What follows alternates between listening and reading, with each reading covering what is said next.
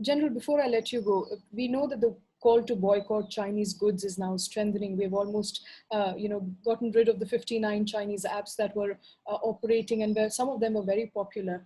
Is that the best way to deal with right now? I know you mentioned that we have to now look at other strategic alliances. What is it? What do you envisage the Indian-Chinese relationship to be in the near future, sir? See, there is a lot of talk about boycott of Chinese goods. I think we have to be practical and see what is feasible, what is possible. I mean, pharmaceuticals, for example, there's heavy reliance on China, and if you boycott those goods now, I mean, when you are facing a medical problem within the country, how is that going to play out?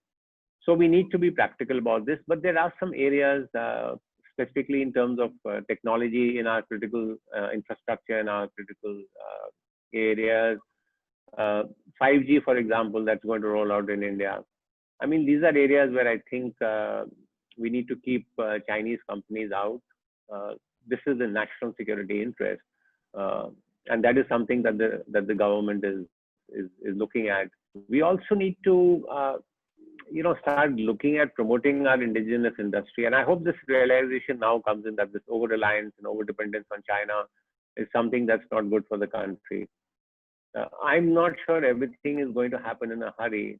So we need to take a long view, just as the Chinese do, of how we need to promote ourselves, strengthen ourselves economically and militarily.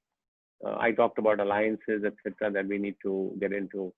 A long-term view of how India and China are going to cooperate or confront each other in the future.